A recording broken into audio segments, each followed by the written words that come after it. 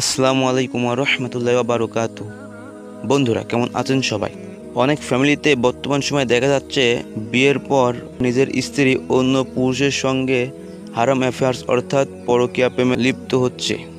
তো যেই কারণগুলোর কারণে নিজের স্ত্রী অন্য পুরুষের সঙ্গে পরকীয়ায় লিপ্ত হয় সেই কারণগুলোর ভিতরে চলুন একটি কারণ আব্দুল হক আসিফ হুজুরের কাছ থেকে জেনে নেওয়া যাক।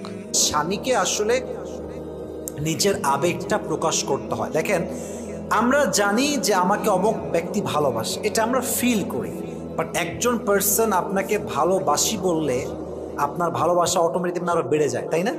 মানে ভালোবাসে, আমি জানি যে আমাকে সে পছন্দ করে, ভালোবাসে, বাট যখন সে আমার সামনে এসে বলে যে আমি আপনাকে ভালোবাসি, এই জন্য বাসি, আজীবন ভালোবাসতে চাই, এই যে কথাগুলো, এটা আপনার ভিতরে মায়া মমতা আরও বেশি বাড়ায়। তো আমার বন্ধুকে বলবো, বোনেরা আমার প্লিজ ফেসবুকে বাজে কাজ না করে, টিকটকে টিকটক না বানিয়ে স্বামীর কাছে নিজের ইমোশনটাকে এক্সপ্রেস করেন। আপনার স্বামীর হৃদয়ে আপনার জন্য ভালোবাসা ঢুকাই দিবে একজন। আওয়াজ দিয়ে বলেন তো তিনি কে? আল্লাহ প্রত্যেকটা বোনকে কথাগুলো বোঝার তৌফিক দান করুক। সকলে মন খুলে পড়া আমিন। আশা করি বিষয়টা বুঝতে পারছেন। ভিডিওটি আপনাদের সবার ভালো লাগছে। ভিডিওটি যদি ভালো লাগে ভিডিওটিতে একটি লাইক করবেন, কমেন্ট করে আপনার মন্তব্য জানিয়ে যাবেন, শেয়ার করে আপনার আরেকজন বন্ধুকে দেখার সুযোগ করেন যাতে তিনি উপকৃত হয়।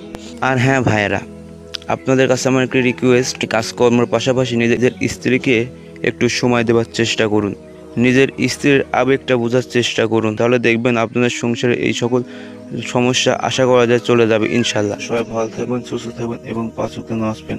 আর সবাই বন্ধুরা খারাপ ব্যবহার থেকে দূরে থাকবেন। আসসালামু আলাইকুম ওয়া রাহমাতুল্লাহি ওয়া বারাকাতুহু।